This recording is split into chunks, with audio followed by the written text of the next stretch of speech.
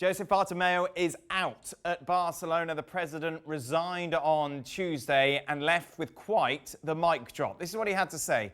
What we have experienced these last few months exceeds any limit. Me, my family and colleagues have been insulted and threatened. We have resigned without being able to complete the economic measures necessary. I hope that in coming days a salary cut can be agreed. Otherwise, there will be very grave consequences for the immediate future of the club. He continues, I can announce some extraordinary news, and he's not kidding. Yesterday, the board of directors approved the acceptance of the requirements to participate in a future European Super League of football clubs, a project promoted by the big clubs in Europe which would guarantee the future financial sustainability of the club. The European Super League guarantees the club will remain in the members' hands. Javier Tebas, La Liga president, was quick to respond. He said, unfortunate that Bartomeu announces on his last day participation in a phantom competition which would ruin FC Barcelona and confirms his ignorance of the football industry. Sad finale for a president who did some things right but ended up making mistakes. Wow. Gab Marcotti is with us. Julien Laurent joins the party as well. Gab, blimmin' heck. It's deja vu all over again, right? So the story comes out a week ago. Ed Woodward said he's never heard of it, blah, blah, blah. I wrote a column, I spoke to a lot of people. The best I could get is that, folks are listening, but nobody's going out on a limb.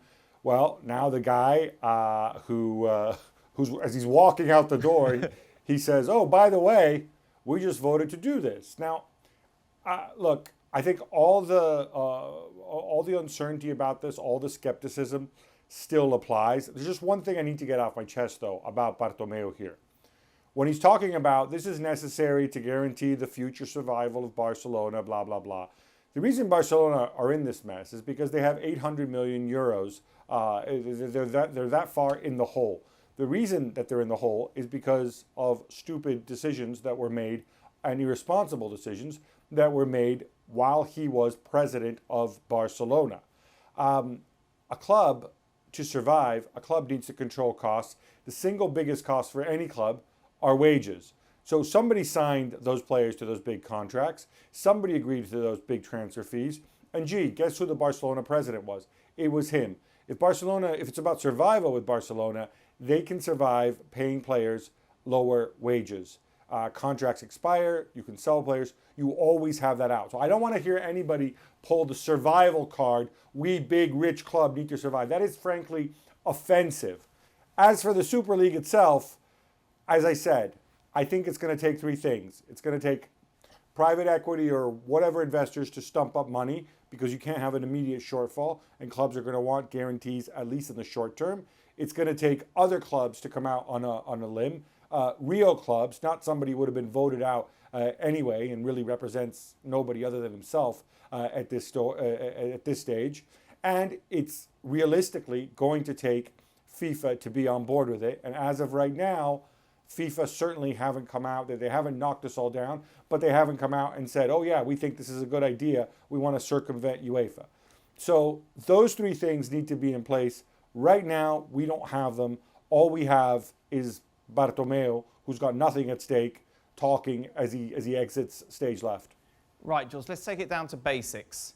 What is a European Super League? Is it going to be the top teams from each of the big leagues will go into this league, so there'll be no domestic football at weekends and then Champions League midweek? Or is it something that's going to replace the Champions League? What is it?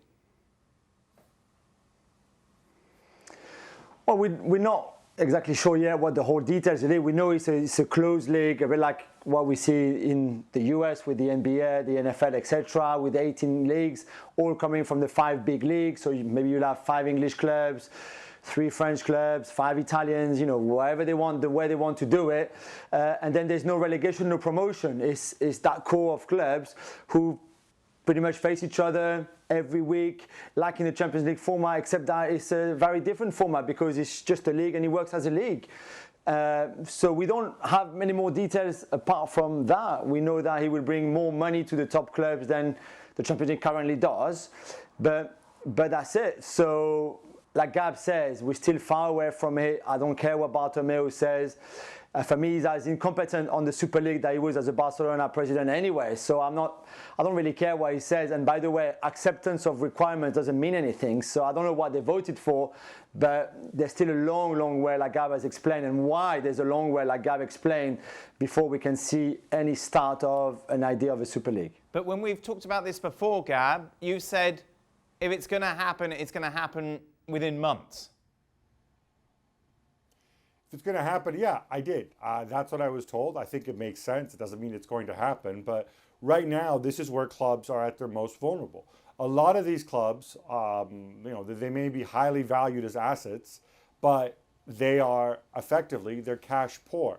Owners, with the exception maybe of the Glazers, every penny that comes in effectively goes back out, right? Nobody's actually making any money here.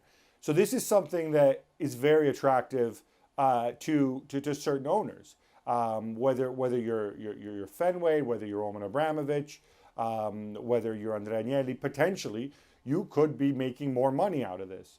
Where I think this argument falls down with the Super League, and why I've always been skeptical of it, is this. If it is a traditional league, like we talked about, leave aside all the other hurdles, but if it is a traditional 18-team, 20-team league, however many you want, you're only going to have one winner.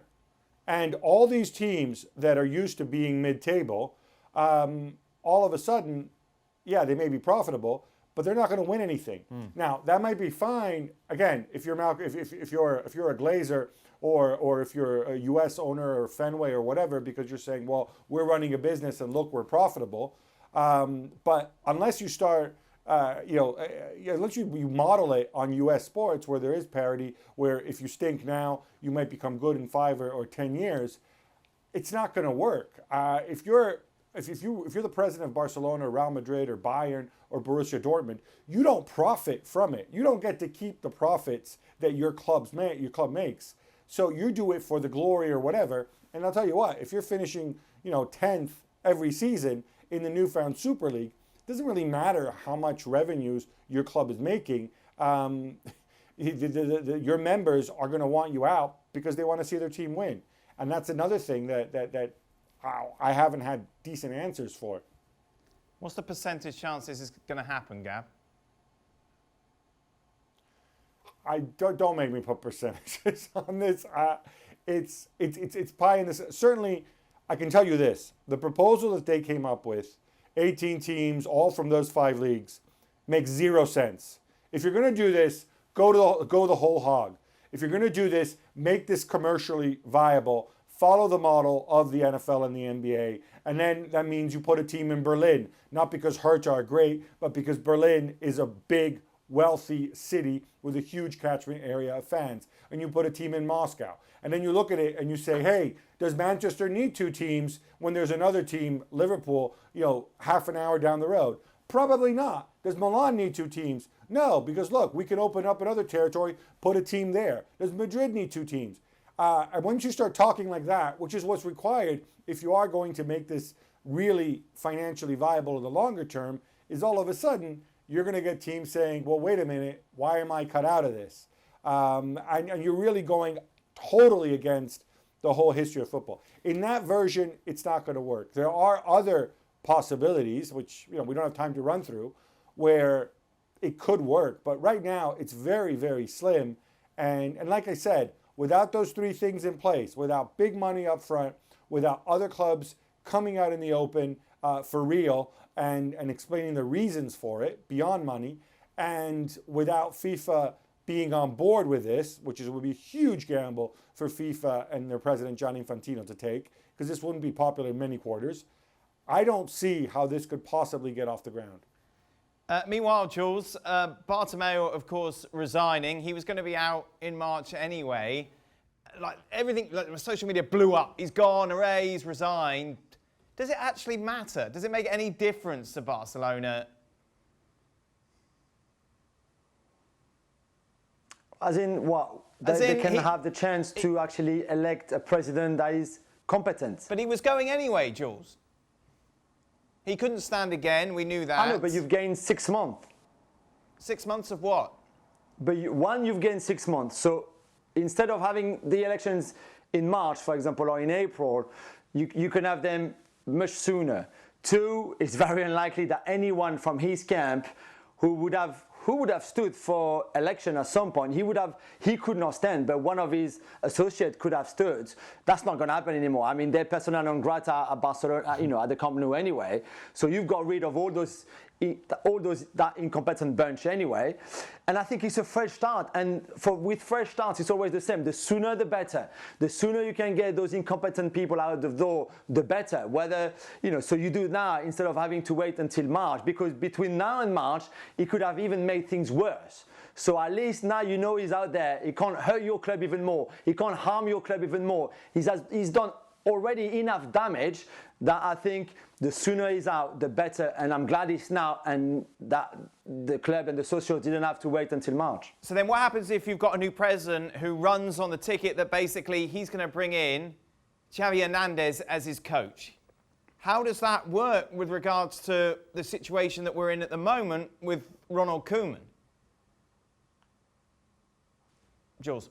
Well, Ronald Koeman knew when he signed that he was only going to be there a year anyway, because he was pretty clear, I think, to a lot of people. Certainly Victor Font is the main favorite to be elected as the next president. He would have been the same in March. He's still the main candidate now. We all know what his program is about. We all know who his manager will be. As you said, it would be Xavi. And I think when Ronald Koeman agreed to become the Barcelona manager in the summer, he knew that as well.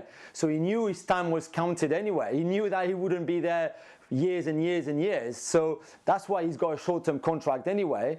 And I don't think it will be a big issue to get rid of him and bring Xavi in if Victor Font wins the elections, as you could expect will happen. Is Messi now going to strip off and reveal a Superman sign? He's ready to go again, Gab. I think everything's on the table. I think there's many ways to look at this, and some people will speak of it. This is a victory for the culés and the Barcelona democracy and whatever else.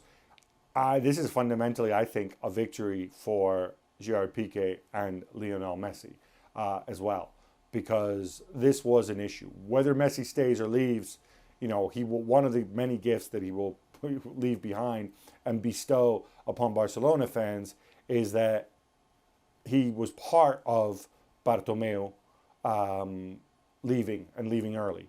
And I think this opens up a whole number of scenarios. Gerard Pique has been talked about endlessly as a future Barcelona president. I mean, he's 34, 35. It's not going to be for a while. But I think this is a chance for certain people to really go and shape the future of this club. Whether, again, I don't know that much about Font beyond what I've read in the press, but I think what Barcelona need and really could benefit from is this generation that were part of the greatest ever Barcelona team, a team that I think redefined football in many ways, having them back in. Influencing things, perhaps in the same way that Cruyff did after he left, but he came back sort of being sage and an advisor to the top. I think it's pretty exciting if you're a Barcelona fan. Now you can turn the page. Now there is no threat that whatever stooge Bartomeu sent out to represent him in the election is going to win. So this is a turning of the page, and yeah, I think this could well cause Lionel Messi to evaluate things differently at the end of the season. He's got all the luxury in the world. He knows for sure that he can walk for free if he wants to come June. So he's got that in the bag. He can sit there and he can wait and he can ask himself, and do I want to be part of this future? And the best part is he doesn't have to answer that question until June 30th, 2021. Thanks so much for watching ESPN on YouTube. And for more sports highlights and analysis, be sure to download the ESPN app. And for premium content and live streaming, subscribe to ESPN Plus.